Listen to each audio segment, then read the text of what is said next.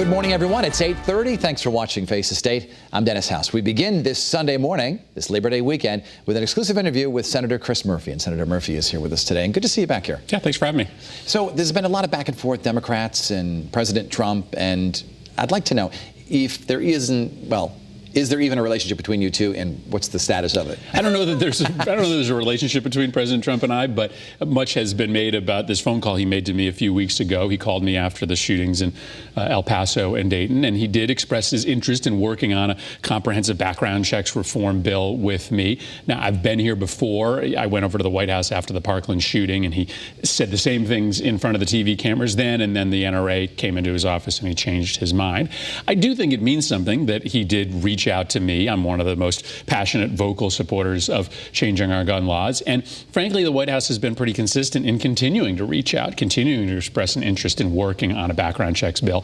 And we're currently negotiating with them. So we will see. I think it's still unlikely that I'll be standing next to the president of the White House unveiling a bipartisan background checks reform bill, but I'm going to give it a shot over the next couple weeks. What do you think can be accomplished this fall in terms of the gun control that you'd like to see? I don't think the president supports what I support, which is universal background checks. Every sale has a background check to make sure you're not a criminal or someone who's seriously mentally ill.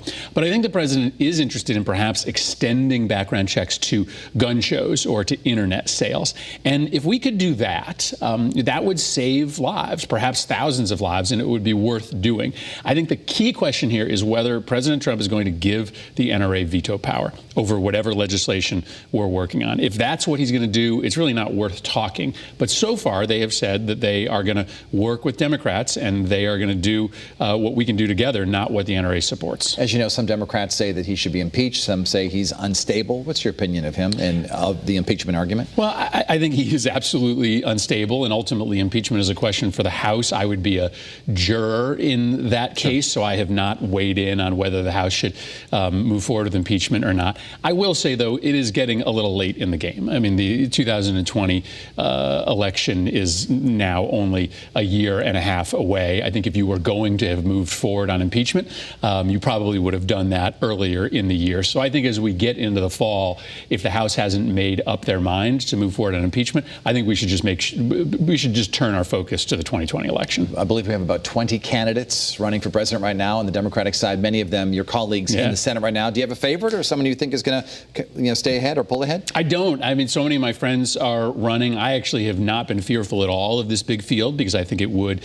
naturally thin over time. And I don't know that any of them are ready to run against Donald Trump right now. I think running against each other will make them better general election candidates. I think he's going to be tough to beat. I really think that, you're going to have to work for every single vote against him in places like Wisconsin and Pennsylvania. And so I think this primary will make sure that we pick the most battle-ready candidate. You made a decision a long time ago not to run for president in 2020. And I'm wondering if you have any regrets, because one of your supporters said to me recently, here's Chris Murphy, a two-time, twice elected senator who's not running for president, and yet we have Beto O'Rourke, who lost a Senate race and is running for president. Do you have any regrets at all? It's possible to have a fulfilling life and not run for president of the United States. And for me, I love the job that I have, and I've only been in it for 6 years, so I feel like I can still get better at being a United States senator representing the state.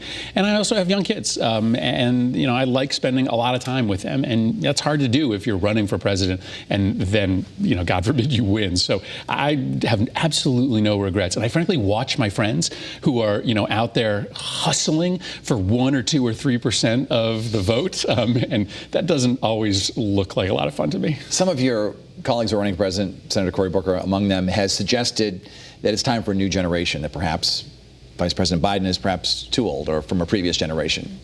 What are your thoughts on that? I think there's two sides to this, and I can believe either one. I generally believe that Democrats do better when we nominate a next generation candidate. And if you look at the places where we've won in the last 20 years, Bill Clinton, Barack Obama, we did better when we were sort of putting a future-looking candidate on the ballot.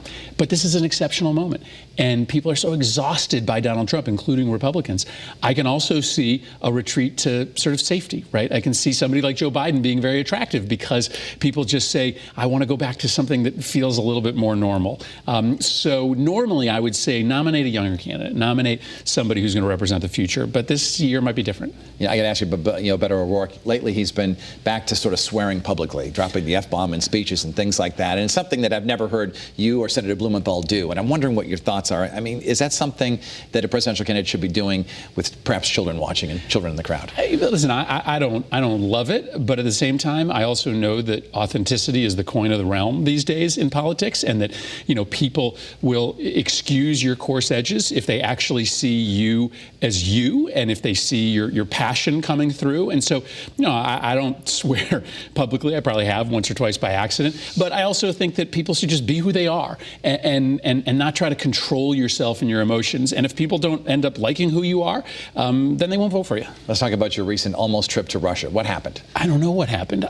Because they don't even know why you were denied this. I don't know why I was denied a visa, but I can certainly guess. I have been a pretty vocal critic of Vladimir Putin. I was in Ukraine 3 times with John McCain during the Revolution of Dignity, which is what they call their break away from the Russian orbit. And so it's not shocking that I'm on this list of people not able to travel to Russia, but I was going there to try to figure out some ways in which we can work together. I mean, we're the 2 nuclear superpowers. If we're not getting along and talking, that's dangerous for the world. And so I'm not shocked that I was denied a visa, but I'm disappointed because I was sincerely going there to try to figure out some avenues that we could continue to cooperate. Has President Trump made the world more dangerous in your judgment? Absolutely. Absolutely. The world is more dangerous when the United States is not an active force for good. And I just look at a place like the Middle East that is falling apart as we speak. The Turks and the Russians massacring civilians in Idlib, the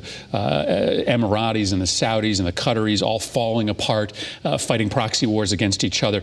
It was the United States that used to try to hold those places together, and we don't any longer, so the world is undoubtedly a more dangerous place. What have you learned from researching and writing your book? Yeah, so I will have a book coming out in January about violence in America, and it's a different kind of political book. It's a book about why we became this violent and what we can do about it.